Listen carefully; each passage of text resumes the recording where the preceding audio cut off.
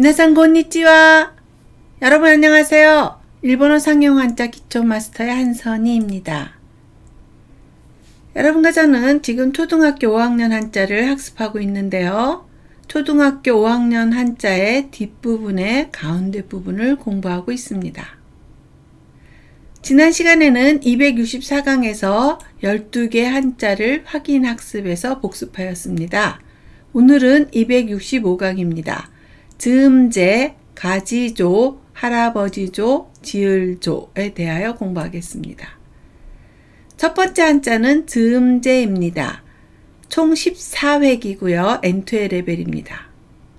쓰는 순서를 보겠습니다. 옆으로 하나, 둘, 셋, 넷, 다섯, 여섯, 일곱, 여덟, 아홉, 열, 열하나, 열둘, 열셋, 열넷.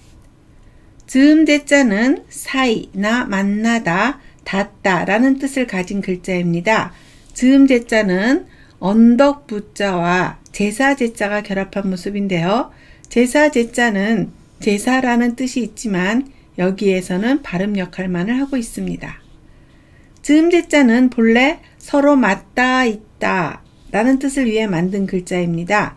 그래서 즈음제자에 쓰인 언덕 부자는 담벼락이나 산이 서로 연결되어 있다는 의미를 전달하고 있습니다.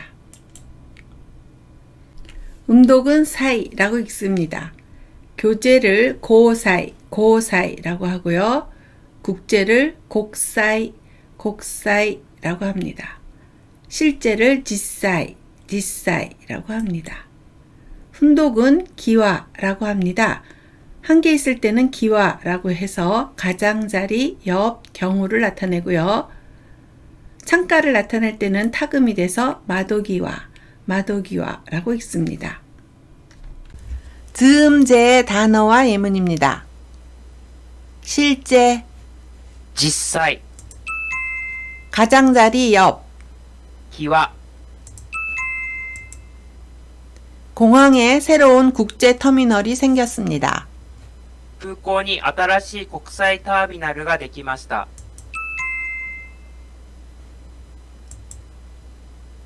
김우라 씨가 창가에 앉아 있습니다.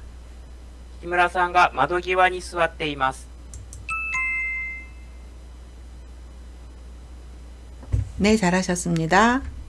두 번째 한자는 가지조입니다. 총 7획이고요. N1의 레벨인데요. 한국 한자가 있는데요. 한국 한자는 왼쪽 부분이 있고요. 일본 한자는 왼쪽 부분이 없습니다. 쓰는 순서를 보겠습니다.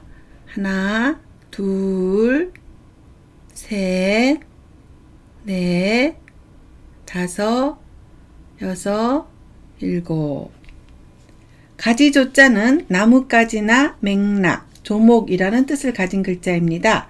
가지조자는 나무 목자와 바유자가 결합한 모습인데요. 바유자는 회초리로 사람을 때리는 모습을 그린 것입니다. 이렇게 회초리질하는 모습을 그린 바유자에 나무 목자를 결합한 가지조자는 회초리의 재질인 나뭇가지를 뜻하기 위해 만든 글자입니다. 이처럼 가지조자는 나무의 곁가지라는 뜻으로 만들어졌지만 나뭇가지가 나무에서 파생된 것처럼 조항도 법을 중심으로 파생된 것이라는 의미에서 항복이나 조항이라는 뜻도 갖게 되었습니다. 음독은 조라고 읽습니다. 조건을 조갱이라고 하고요. 조약을 조야크라고 합니다. 신조를 신조라고 합니다. 가지조자는 음독만 있고 훈독은 없습니다. 가지조의 단어와 예문입니다. 조건, 条件 신조, 心情 입학하는 조건이 까다롭습니다. 入学する条件が難しいです。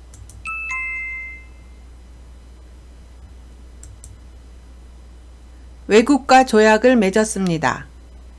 外国と条約を結びました。 네, 수고하셨습니다. 세 번째 한자는 할아버지조입니다. 총 9획이고요. N3의 레벨입니다.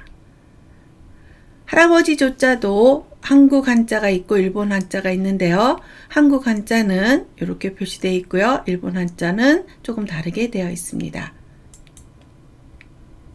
쓰는 순서를 보겠습니다. 하나, 둘, 셋, 넷, 다섯, 여섯, 일곱, 여덟, 아홉. 이 부분을 쓰실 때요. 하나, 둘 하고 가운데 부분을 먼저 쓰시고 그리고 오른쪽 부분을 마무리하는 거 주의하시기 바랍니다. 할아버지 조자는 조상이나 할아버지, 시초라는 뜻을 가진 글자입니다. 할아버지 조자는 보일 시자와 또 차자가 결합한 모습인데요. 또 차자는 비석을 그린 것입니다. 그러므로 상형문에서는 또 차자가 조상이라는 뜻으로 쓰였습니다. 그러나 그 후 또 차자가 다른 여러 뜻으로 변하면서 여기에 보일 시자를 더한 할아버지 조자가 조상이라는 뜻을 대신하게 되었습니다. 할아버지 조자는 선대를 뜻하기 때문에 할아버지나 조상이라는 뜻으로 쓰이지만 근본이나 시초와 같이 한 집안의 근원을 의미하기도 합니다. 음독은 소입니다.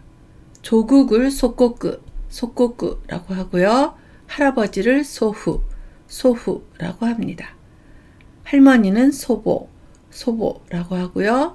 선조를 센조라고 합니다. 할아버지 조자도 음독만 있고 훈독은 없습니다. 할아버지 조의 단어와 예문입니다. 조국, 祖国、 선조, 先祖、 할아버지는 올해 90살입니다. 祖父は今年90歳になります。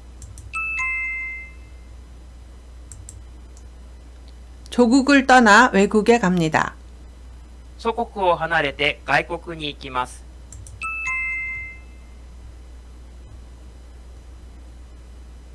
네, 수고하셨습니다. 오늘의 네 번째 한자는 지을조입니다. 총 10획이고요. N3의 레벨인데요. 한국 한자, 일본 한자가 있는데요. 왼쪽에 시험시험 갈착자와 윗부분이 살짝 튀어나온 부분만 다릅니다. 쓰는 순서를 보겠습니다. 하나, 둘, 셋, 넷, 다섯, 여섯, 일곱, 여덟, 아홉, 열. 오른쪽을 먼저 쓰고 왼쪽을 마무리하시면 됩니다. 지을조자는 짓다나 만들다, 이룩하다라는 뜻을 가진 글자입니다. 지을조자는 쉬엄쉬엄 갈착자와 알릴 고자가 결합한 모습인데요. 여기에서의 알릴 고자는 고자가 조자로 발음나는 발음 역할만을 하고 있습니다. 상형문에 나온 지을조자는 집에서 배를 만드는 모습을 표현한 것입니다. 그래서 지을조자는 만들다나 짓다라는 뜻을 갖게 되었지만 그 후 배가 삭제되면서 본래의 의도를 알기 어렵게 되었습니다. 음독은 조라고 읽습니다. 조형을 조게, 오른쪽에 보면 조게땡이라고 있습니다. 구조를 고조라고 하고요.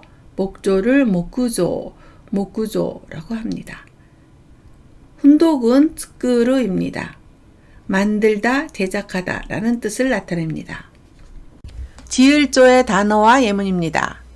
구조, 構造、 만들다, 제작하다. 作る、 일본에는 나무로 만든 집이 많습니다.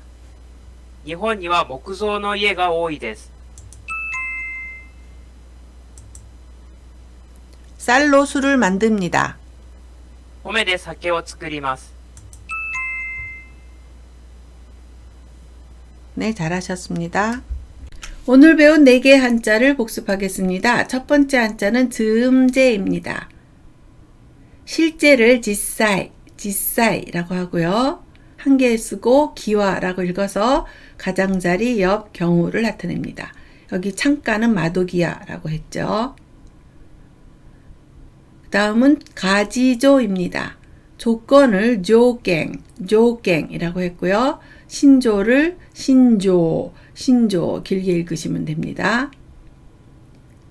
세 번째 한자는 할아버지조입니다. 조국을 속국구라고 하고요. 센조라고 해서 선조를 나타냅니다. 한국어음과 많이 비슷하네요. 네 번째 한자는 지을조입니다. 구조를 고조라고 하고요. 루가 나오면 츠끄르라고 해서 만들다라는 뜻을 나타냅니다. 네, 오늘은 265강에서 즈음제, 가지조, 할아버지조, 지을조에 대하여 공부하였습니다. 3개의 한자가 다 조로 읽지만 가지조인 경우는 음독으로 조라고 읽었습니다. 그래서 조건을 조갱이라고 하고요. 할아버지조는 음독으로 소라고 짧게 읽었습니다. 그래서 조국을 속국구라고 했고요. 지을 조자는 조라고 읽어서 조형하면 조ቄ, 구조하면 고조라고 읽었어요. 3가지가 다 조로 읽지만 음독이 다른 점 주의하시기 바랍니다. 다음 시간에는 266강입니다. 허물죄, 준할 준, 증거증, 더할 증에 대하여 공부하겠습니다. 네, 오늘도 4개 한자에 대해서 공부했는데요. 한국어 음으로 똑같이 조로 읽어도 음독이 각각 다른 것을 공부했죠. 잘 메모하시고 그때그때 잘 외워두시기 바랍니다. 오늘도 수고 많으셨어요. 다음 시간에 또 만나요.